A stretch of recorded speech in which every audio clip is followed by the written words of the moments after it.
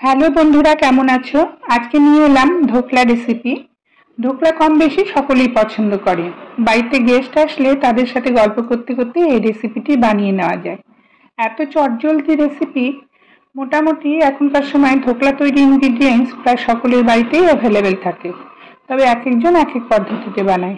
চলুন জেনে নিই আমি কিভাবে বানালাম। প্রথমে আমি এখানে 1/4 কাপ টক দই নিয়ে নিলাম। দিয়ে দিলাম আমি 1 চামচ চিনি আর পরিমাণ মতো নুন। এটাকে দিয়ে ভালো করে ফেটিয়ে নিতে হবে, যেন কোনো গুটি গুটি না থাকে। একদম ক্রিমের মতো তৈরি করে নিতে হবে। দেখো আমার হয়ে গেছে।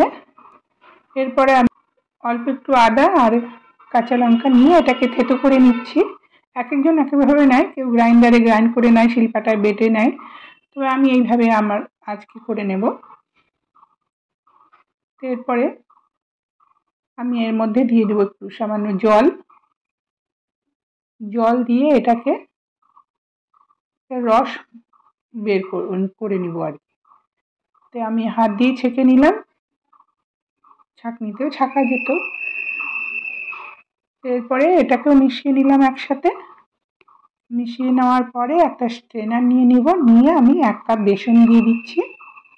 বেসনটাকে চেলে নিব। চালাটা খুবই জরুরি, নাহলে বেসনের মধ্যে দলা দলা থাকে, সেগুলো যেন না থাকে, নাহলে মিশবেই না।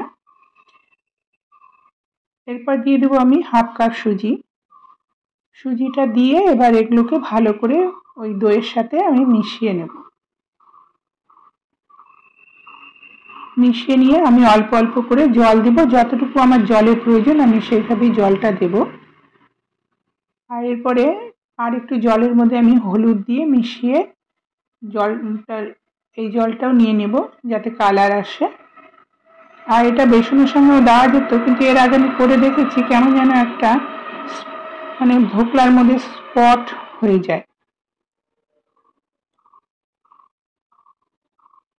কেন জানি না আমার হয়েছিল আর কি। আর এটাকে একটু ভালো করে ফেটাতে হবে, এটা কিন্তু খুবই জরুরি ফেটানোটা। এরপরে আমি একটা কড়াইতে জল দিয়ে নিলাম, যেটার মধ্যে বসাবো আর কি। আর একটা লেবুর টুকরো দিলাম, যাতে কড়াইটা কালো না হয়ে যায়।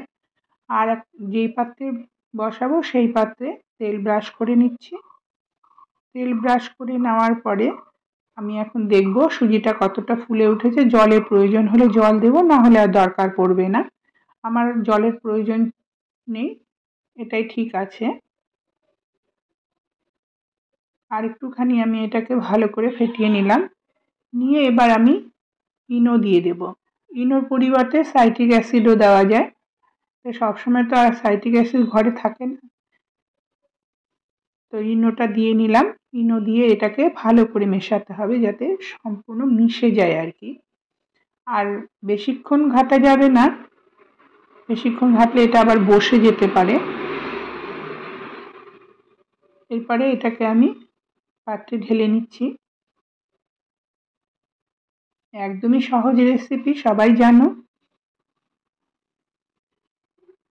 দোকান থেকে তো আমরা কত কিনে খাই, তবে হাতে করে খেলে পরে তার আনন্দই আলাদা, তাই কি না বলো?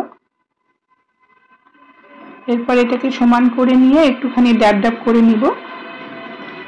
এরপরে আমি যে পাত্রে আমি জল ফুটতে দিয়েছি সেটা বসিয়ে নিলাম। বসিয়ে নিয়ে এদিকে আমি আলাদা একটা কড়াইয়ের মধ্যে একটুখানি তড়কা জল বানিয়ে নেব। একটু সাদা তেল দিয়ে দিলাম, কাঁচা লঙ্কা, কারি পাতা আর কালো সর্ষে। এটা দিয়ে নেড়ে চেড়ে এর মধ্যে একটু নুন দিয়ে জল দিয়ে দেব। জল দিয়ে চিনি দিয়ে দেব। চিনি দেওয়ার পরে ফুটে উঠবে, এরপর নামিয়ে নেব। আমি লেবুর রস দিইনি, লেবুর রস যেহেতু আমি টক দইটা দিয়েছি, আমার তো টকের প্রয়োজন নেই। এরপরে হয়ে যাওয়া ধোকলার উপরে আমি এটা ছড়িয়ে দিলাম। দেখো কত চটজলদি হয়ে গেল।